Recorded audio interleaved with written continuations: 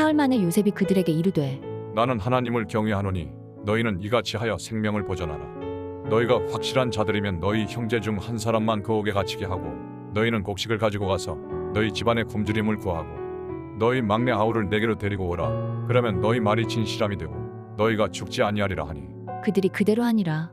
그들이 서로 말하되 우리가 아우의 일로 말미암아 범죄하였도다. 그가 우리에게 애걸할 때 그 마음의 괴로움을 보고도 듣지 아니하였으므로 이 괴로움이 우리에게 임하도다.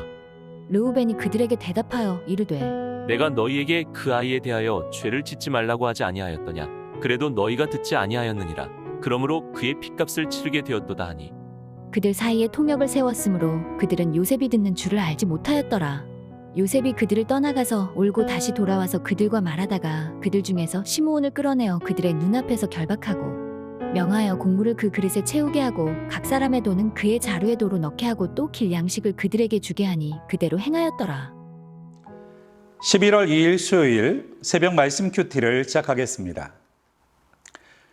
애굽으로 곡식을 사기 위해서 찾아갔던 요셉의 형제들은 정탐꾼, 즉 스파이라는 명목으로 옥에 갇히게 됩니다.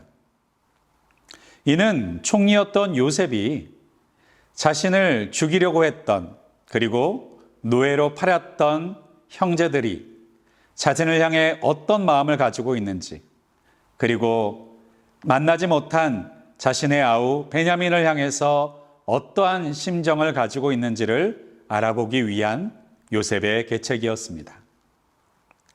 당시의 정탐꾼은 나라를 쳐들어오고 빼앗기 위해서 앞서 그 나라의 상태를 살펴보는, 지금으로 말하는 간첩과 같은 존재였기 때문에 반드시 죽임을 당하게 되었습니다.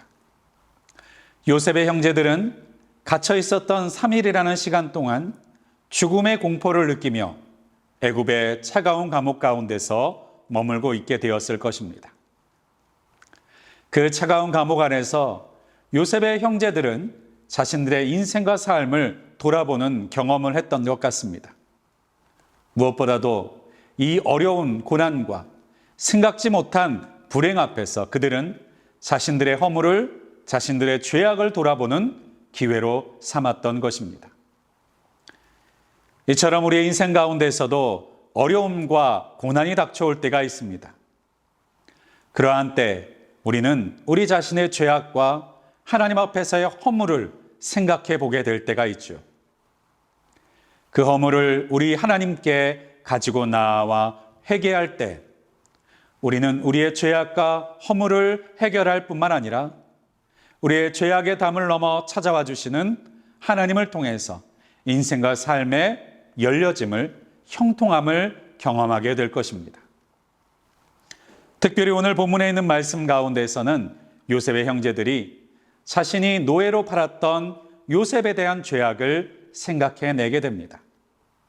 지금으로부터 20년 전에 있었던 일이었지만 형제들의 마음 가운데에서는 죄책감으로 남아있는 사건이었던 것 같습니다.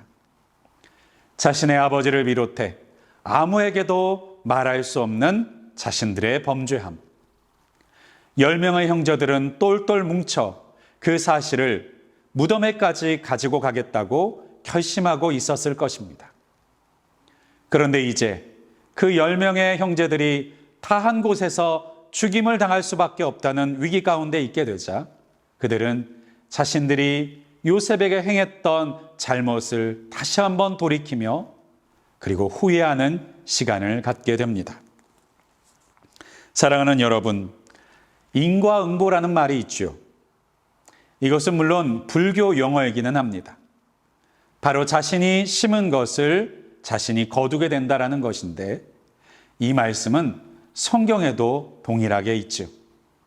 심은 대로 거두게 하시는, 만홀히 여기지 않으시는, 여김받지 않으시는 하나님.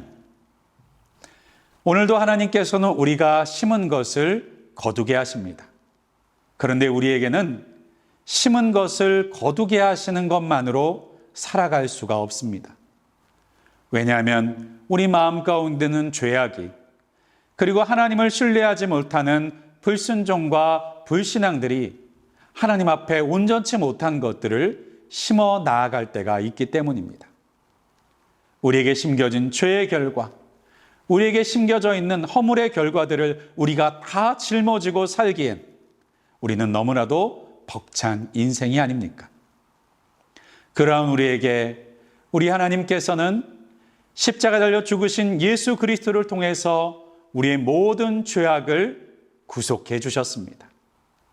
우리의 모든 죄를 예수 그리스도의 십자가로 옮겨 주셨습니다. 예수 그리스도의 이름으로 회개하는 자에게는 동이 서에서 먼 것 같이 우리의 죄가를 옮겨 주시겠다고 약속하셨습니다. 어떠한 죄책감 가운데서도, 어떠한 허물과 죄악 가운데서도 우리에게는 소망이 있습니다.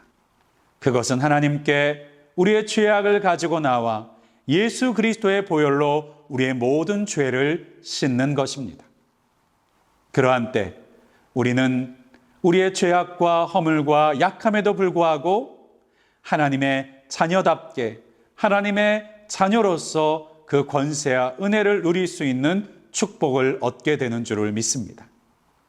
오늘 우리의 마음 가운데 사람에게 말하지 못하는 요셉의 형제들과 같이 자신의 마음 가운데 꽁꽁 숨겨둔 죄악의 기억들이 있으십니까?